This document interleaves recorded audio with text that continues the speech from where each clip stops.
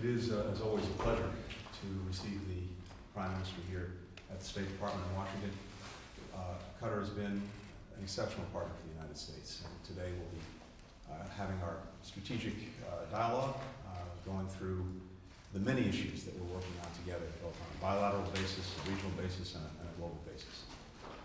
And Qatar has been critical in the last few years in helping to get Americans who are being arbitrarily detained back home to their families in a whole variety of places. It, of course, has been critical in helping to relocate so many of our Afghan partners who stood with us for 20 years in Afghanistan, and now we're trying to do right by them. And our own strategic relationship has only grown stronger over the last few years. We'll be talking about that. But of course, most immediate and most urgent on our minds and in our focus is the situation in Gaza. And here, we have an opportunity for an immediate ceasefire that can bring hostages home, that can dramatically increase the amount of humanitarian assistance getting into Palestinians who so desperately need it, and can also set the conditions for an enduring resolution. And it is on Hamas to make decisions about whether it is prepared to engage in that ceasefire.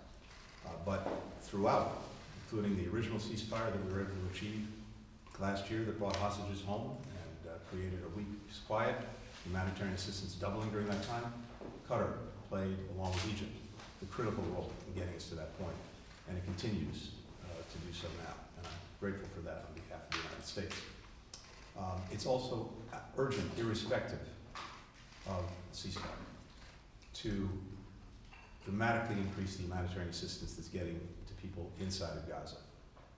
The situation for children, for women, for men who are caught in this crossfire Hamas is making inside of Gaza is unacceptable and unsustainable. Israel has to maximize every possible means, every possible method of getting assistance to people who need it. The United States will continue to strongly support those efforts, along with many other countries around the world. But it requires more crossings, it requires more aid getting in, and once that aid is in, it requires making sure it can get to the people who need it. So we will continue to press that every single day because the situation as it stands is simply unacceptable. We have a lot to talk about, but again, I just want to emphasize that for the United States, Qatar has been an exceptional partner. We're grateful for that partnership and for the vital work that we're doing together every single day. Well, thank you very much, Mr. Secretary, for hosting me today in the 6th round of our strategic dialogue. We've seen year after year the evolution in this relationship and how it solidified our partnership, and Qatar always consider U.S. as our strongest ally and partner and friend. Thank you very much for all the work that you put and invested in this relationship, and also as you mentioned, our relationship is ranging between in a lot of fronts, whether it's on the regional security, on defense, on economic ties, and of course beyond that in all sectors. I'm glad that our strategic dialogue this year will have also another added topics about emerging technologies, about strategic policy planning, which is in today's world it's key to make sure that our policies are aligned strategically and serving the greater good for our countries and for the international peace and security. As you highlighted, Mr. Secretary, that the situation that we are going through in the region right now, it's unprecedented with the turmoil happening everywhere, starting from the war in Gaza or the Red Sea, Syria, Iraq, and we've seen that just growing, and it's becoming very, very concerning for all of us. We thank you for all your support and partnership throughout the process of the negotiations, of bringing the hostages back and reaching a ceasefire and alleviating the humanitarian situation in Gaza.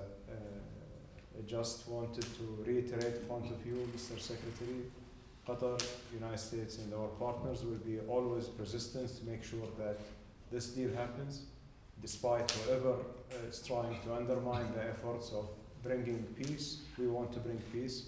We want to see an end of the humanitarian suffering. We want to see the hostages back with their families. And hopefully today will present us an opportunity to discuss further in details about the development on that front and on the bigger picture. And of course, ultimately hoping to reach a just solution for the Palestinian people also to get their own state at the end of the day. Thank you very much, Mr. Secretary. Thank you for being a great partner and a great friend as well. Well, thank you, my friend. If you'll allow me one final thing that I wanted to share.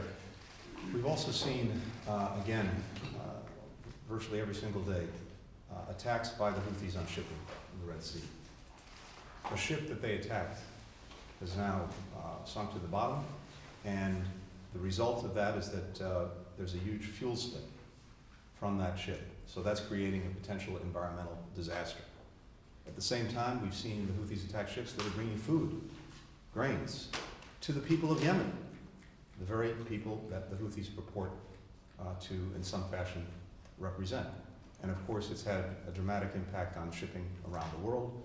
That's going to have an impact for a lot of people in higher food prices, energy prices. But in Yemen itself, in the region itself, environmental disaster and a huge impact on the ability to get food to people who so desperately need it in Yemen.